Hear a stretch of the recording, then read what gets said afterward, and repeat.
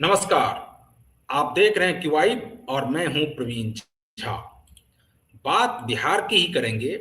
और बिहार में आज जो है वो बात ये करेंगे कि क्या नीतीश कुमार ने तो इस्तीफा एक प्रकार से दे दिया है विधान परिषद से, लेकिन उसके बाद अचानक से ये कहा जा रहा है कि नीतीश कुमार चिंतित नजर आ रहे हैं।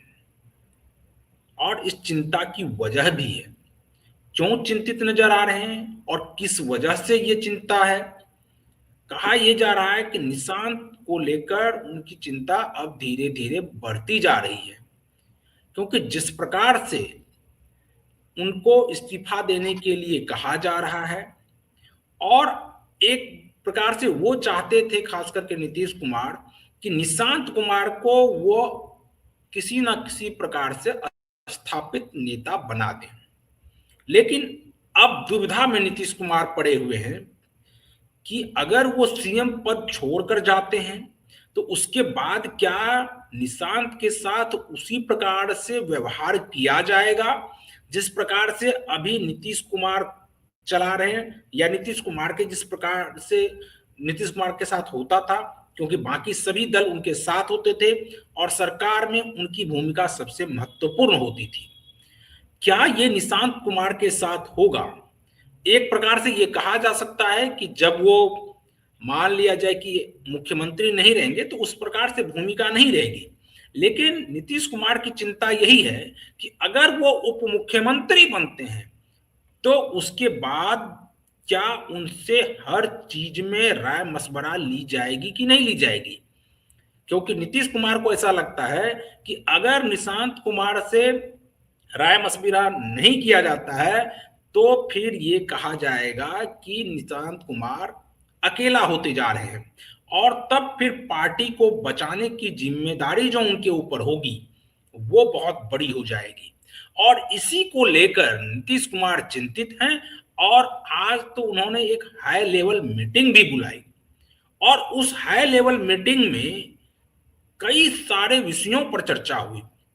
उस मीटिंग में ललन सिंह मौजूद थे, उस मीटिंग में संजय झा मौजूद थे और भी कई नेता मौजूद थे जो बिल्कुल ही उनके कोर ग्रुप के हैं। नीतीश कुमार के कोर ग्रुप के जो नेता हैं वो थे। और उन लोगों के बीच बिल्कुल जो है हर चीज पर सवाल जवाब हुआ कि अगर वो सीएम पद छोड़ते हैं, राज्यसभा जाते हैं, तो उसके बाद बिहार की राजनीति कैसे आगे बढ़ेगी। निशांत कुमार को लेकर जो वो सोच रहे हैं क्या उसी दिशा में आगे बढ़ेगी या निशांत कुमार को धीरे धीरे साइडलाइन किया जाएगा और बीजेपी जैसा चाहेगी वैसा सत्ता को चलाएगी। इस सब पर आज हम लोग चर्चा करेंगे और इस चर्चा में हमारे साथ वरिष्ठ पत्रकार संजीव प्रियदर्शी जी जुड़े हुए हैं। संजीव जी, आपसे हम जानना चाहेंगे कि आज जो ये हाई लेवल मीटिंग बुलाई गई, इस हाई लेवल मीटिंग के क्या मायने हैं? क्योंकि ये कहा जा रहा है कि निशांत को लेकर नीतीश कुमार काफी चिंतित नजर आ रहे हैं। क्या इस बात में सच्चाई है क्या कि निशांत को लेकर नीतीश कुमार चिंतित हैं? नमस्कार आपको और आपके दर्शकों को भी। निश्चित रूप से निशांत ही अब नीतीश बाबू का एजेंडा है, इस बात से कोई इनकार नहीं कर सकता। क्योंकि जिस तरह से उन्होंने इस्तीफा दिया, बिल्कुल टाइम पे उन्होंने इस्तीफा दे दिया विधान परिषद सदस्यता से, और आज शाम वो सुबह तो मीटिंग हुई और मीटिंग में जिन मुद्दों की चर्चा हुई उस पर विस्तार से हम लोग बात करेंगे।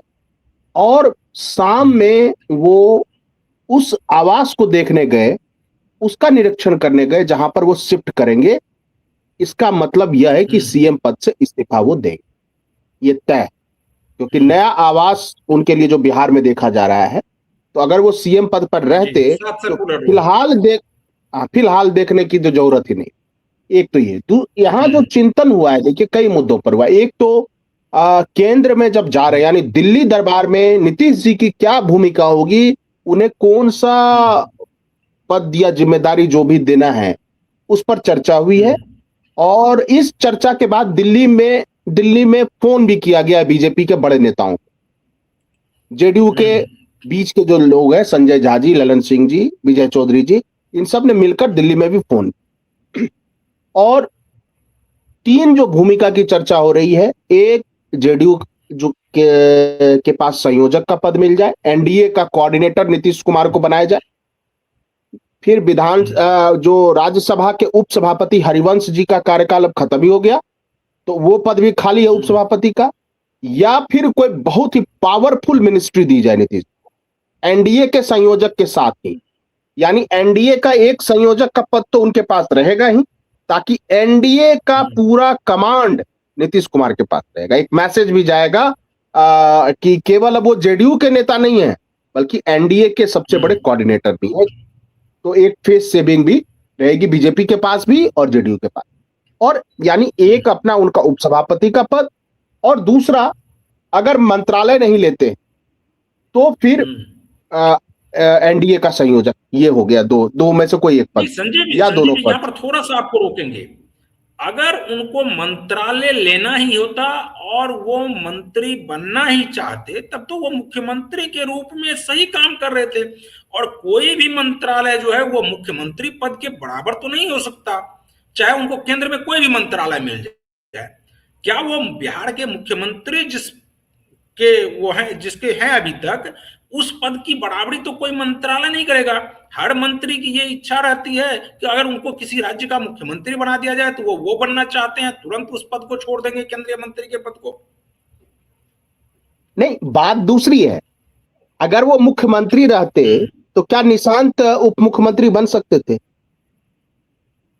असली बात यह है कि अभी 4 साल का समय देना है निशांत को, ताकि निशांत पार्टी, और 4 साल के बाद निशांत इतने मैच्योर्ड हो जाएं कि पार्टी भी संभाले और सरकार भी संभाले, और उसके बाद का जो भी समीकरण हो वो निशांत और उनकी टीम तय करेगी।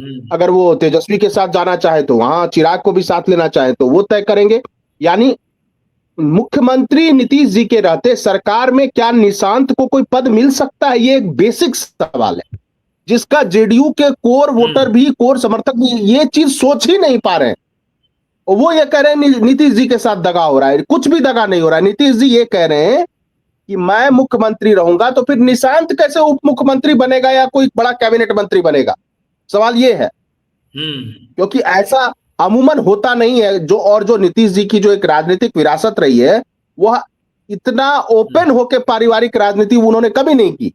उनके परिवार से कोई राजनीति में रहा नहीं, तो इसलिए वो एक पर्दा वो रखना चाहते हैं कि चलो मैं हट गया तो मेरे जगह पे यहां पे आ जाएंगे निशांत, और वहां कोई दिल्ली में कोई ऐसा सम्मानजनक पद भी मिल जाए ताकि नीतीश जी की जो अपनी प्रतिष्ठा है उस हिसाब से वो मेंटेन रहे। एक तो ये बात। दूसरी बात देखिए, दूसरी जो चर्चा ये चल रही कि क्या ऐसा ना हो कि बीजेपी जेडीयू को तोड़ दे।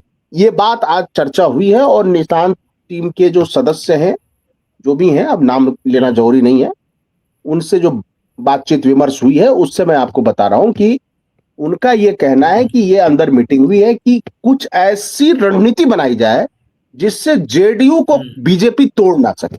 यानी जो हमारे प्रोग्राम का मुद्दा है ये कि निशांत के लिए चिंतित है, वो इसलिए भी चिंतित, अगर जेडीयू टूट गई और बीजेपी अपने दम पर सरकार बनाने में सफल हो गई तो चुनाव तो 5 साल के बाद होने हैं, उसमें बीजेपी हार जाएगी, ये तय है।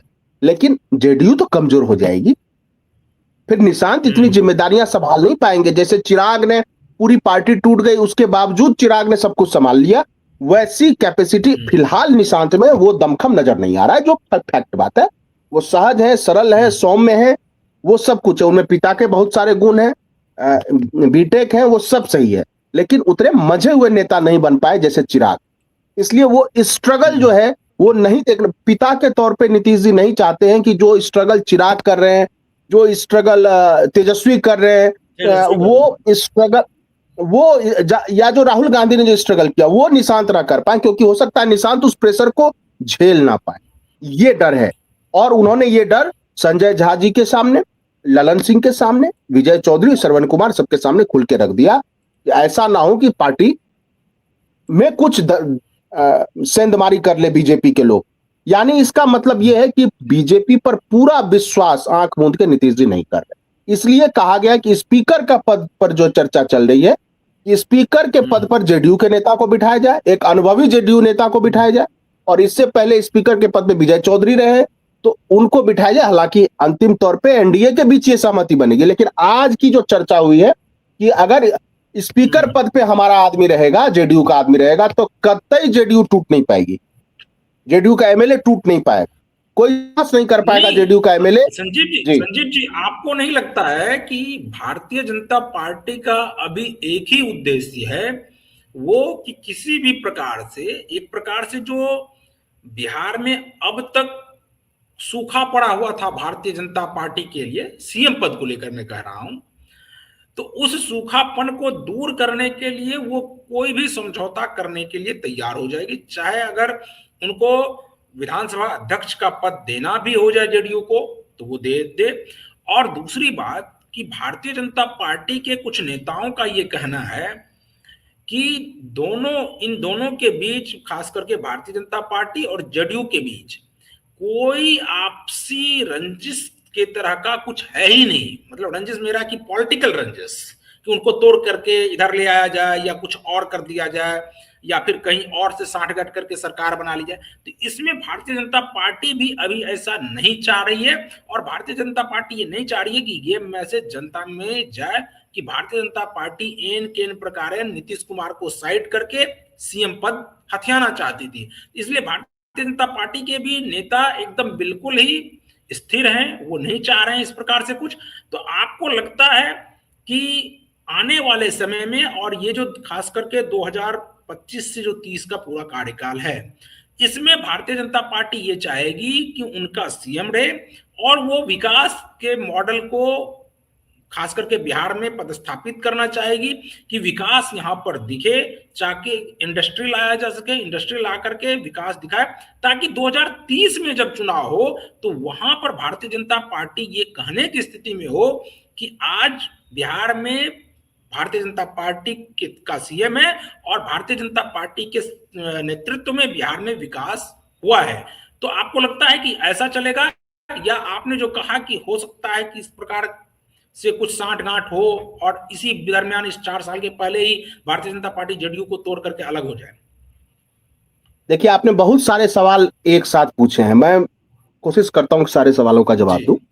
पहली बात, देखिए, राजनीति में कोई भी समीकरण बन सकता है और कोई भी समीकरण बिगड़ सकता है। राजनीति संभावनाओं का खेल है, इसमें कोई ना परमानेंट एक फ्रेंड है ना परमानेंट एनिमी है। और महाराष्ट्र में चूंकि ये सफल प्रयोग कर लिया है बीजेपी ने कि पहले वो ठाकरे परिवार के दम पे आगे आए, ठाकरे परिवार लंबे समय तक वो सरकार में मूलतः वही लीड करते थे, बाद में रिप्लेस कर दिया और खुद आए, बाद में शिवसेना को 2 भाग में तोड़, और जो असली शिवसेना थी उसको नकली शिवसेना बना दिया, और जो नकली शिवसेना थी वो असली शिवसेना हो गई।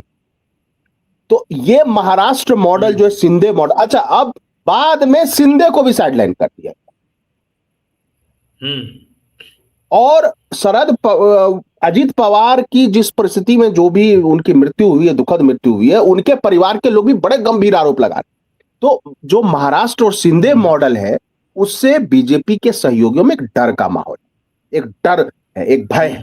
दूसरी बात, देखिए, दूसरा सवाल पूछा था कि आपने कि विकास का मॉडल, देखिए, मेरा मानना ऐसा है कि महाराष्ट्र और गुजरात में बीजेपी की सरकारें हैं और दोनों के हित बिहार के विकास से टकराता है।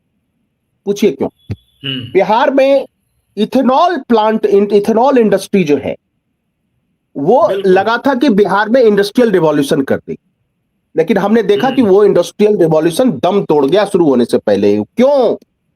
क्योंकि महाराष्ट्र से में भी बहुत ज्यादा इथेनॉल का उत्पादन होता है, और अगर बिहार का इथेनॉल पेट्रोल पंप पर जाएगा, यानी उनका कोटा बढ़ जाएगा, तो फिर महाराष्ट्र जैसे राज्य का क्या होगा जहां बीजेपी फुल पावर में है।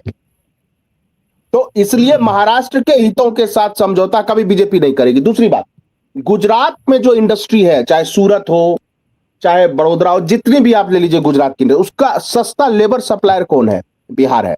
तो अगर बिहार में इंडस्ट्री लग जाएगी तो गुजरात के उद्योगपतियों को सस्ता लेबर कहां से मिलेगा? तो ये हित टकराते, और दोनों जगह बीजेपी की सरकार, और दोनों जगह के उद्योगपति के बीजेपी के सरकारों के साथ बहुत ही करीबी रिश्ते, और कुछ तो उद्योगपति ही सरकार में, नाम लेना उचित नहीं हो। बिल्कुल। जिनके इथेनॉल इंडस्ट्री, जिनका खुद का इथेनॉल इंडस्ट्री है। तो हमने देखा कि कितना बक्सर वाले जो अजय सिंह हैं, वो बिलबिला कितने बिल्कुल, वो किस प्रकार बिलबिलाते से रहे रो-रो बेचारे, कर बता रहे थे। रो रो के बता रहे थे, उनके करोड़ 100 करोड़ से ऊपर फंस गए। तो आप देखिए, बिल्कुल। जो विकास का मॉडल नहीं होगा कुछ भी, यही जो महिलाओं 10,000 देने वाला है तो इलेक्शन के समय 15,000 कर देंगे, क्योंकि बेसिक इंफ्रास्ट्रक्चर नीतीश जी ने इतना बेहतर कर दिया है कि अगर 5 साल उस पर काम नहीं भी हो, सड़क पे उस पर, तो भी काम चल जाए।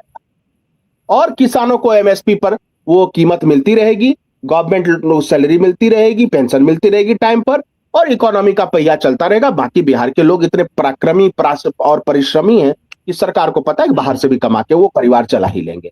तो मुझे नहीं लगता कि विकास का कोई अद्भुत मॉडल वो खड़ा कर देंगे।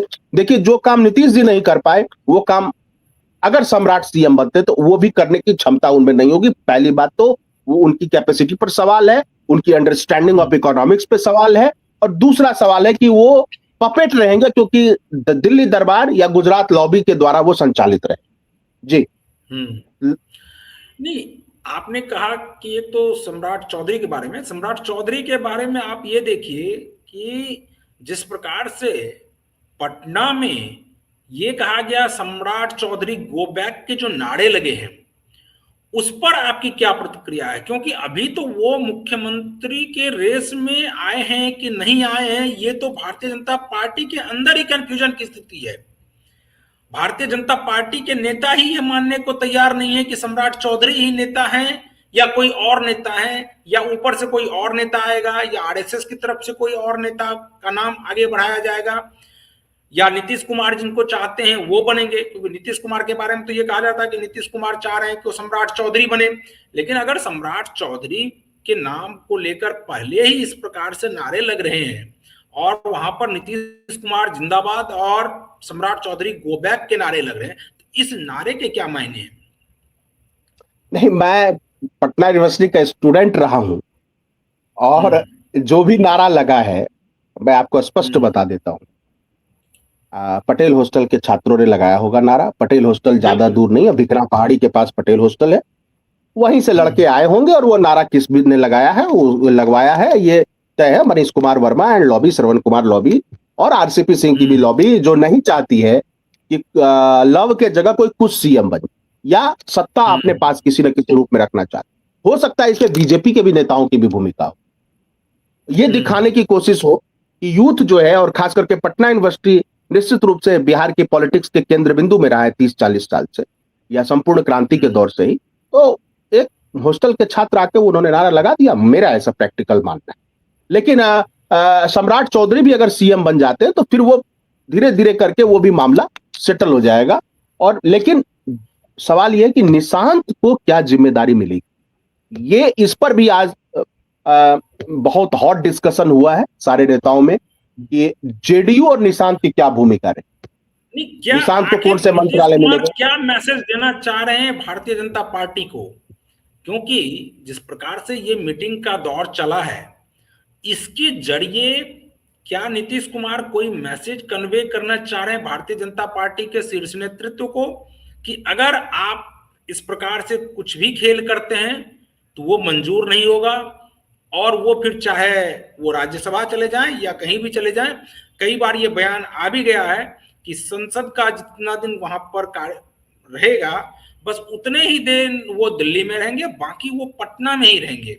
और पटना में रहने की एकमात्र वजह यह है कि वो निशांत कुमार को एक प्रकार से शार्प करते जाएंगे पॉलिटिकली, कि पॉलिटिकल में कौन आपके दोस्त बनेंगे, कौन आपके दुश्मन हो जाएंगे, वो या कौन किस प्रकार से क्या कह रहा है और उस पर क्या रिएक्ट करना है, इसकी पूरी बारीकी को नीतीश कुमार समझाएंगे, और इसीलिए वो पटना में रहेंगे भी। क्या आपको लगता है कि नीतीश कुमार इसी से ये मैसेज दे रहे हैं कि कुछ भी गड़बड़ नहीं होगा, वो छोड़ देंगे सीएम का पद, लेकिन कोई भी गड़बड़ ना हो? नहीं, देखिए, नीतीश जी की एक खासियत रही है कि वो बिल्कुल अपने कॉपी और कलम लेकर सारी प्लानिंग सेट करते हैं। तो ये आज की जो मीटिंग थी, वो अपने हाउस को ऑर्डर में रखना कि फर्स्ट कमांड योर हाउस, जो आपका जेडीयू है उसको कैसे कमांड करना है। निशांत लॉन्च हो चुके हैं, का भी फीडबैक लेना, निशांत की सरकार में क्या भूमिका होगी, जो बाद में जेडीयू के मंत्री बनेंगे उसका एज ग्रुप क्या होगा, क्या, क्योंकि अभी 60 साल से ज्यादा आयु वाले हैं मंत्री, और निशांत की टीम में लगभग 14 विधायक हैं, और उनमें से युवा विधायकों को क्या जिम्मेदारी दी जाएगी, कितने ट्रस्टवर्दी हैं वो युवा विधायक जो निशांत के इर्द गिर्द रहेंगे, वो सारी चीजों की चर्चा हुई है। और उस चर्चा में अपने हाउस को ऑर्डर में रखना, बीजेपी से तो वो डील कर लेंगे, या जरूरत पड़ेगी, मैं ये कह रहा हूं, देखिए नीतीश जी साइलेंट वॉच करेंगे, साइलेंटली बीजेपी क्या कर रही है। ऐसा तो है नहीं, उन्होंने ही सरकार चलाई है, इतने साल तक बिहार को आगे बढ़ाया है, वो तो 2-4 पॉलिसी जब सरकार की आएगी तो उनको पता चल जाएगा कि ये सरकार किस दिशा में जा रही है। और सारे ब्यूरोक्रेट तो उनके शिष्य हैं, वो नीतीश जी के हाँ में हाँ, नीतीश जी के ना में ना करने वाले हैं। और वो ब्यूरोक्रेट्स नीतीश जी को, खास करके जो सीनियर आईएएस ऑफिसर्स हैं, टॉप 20 या टॉप 30 जो भी आईएएस ऑफिसर हैं बिहार में अभी, वो सब नीतीश जी के शागिर्द हैं, वो नीतीश जी के फैन है, प्रशंसक है, क्योंकि नीतीश जी ने नौकरशाही को खुली छूट दी है, और वैसी छूट किसी ने नहीं दी थी। तो आप जान लीजिए नौकरशाही में लॉयल्टी है नीतीश कुमार को लेकर, तो वो भी तो पल पल की सूचना देंगे नीतीश जी को। अगर थोड़ा सा आपको रोकेंगे, एक बाइट के बारे में बता देते हैं कि खास करके जो जनसुराज के सूत्रधार हैं, उन्होंने भी एक प्रकार से, प्रशांत किशोर ने भी कटाक्ष किया कल नीतीश कुमार के ऊपर। और आज एआईएमआईएम के जो बिहार के अध्यक्ष हैं अख्तरुल इमान, उनका एक बयान आया है, पहले वो बयान हम छोटा सा है वो सुना देते हैं, उसके बाद हम इस पर आगे चर्चा करेंगे।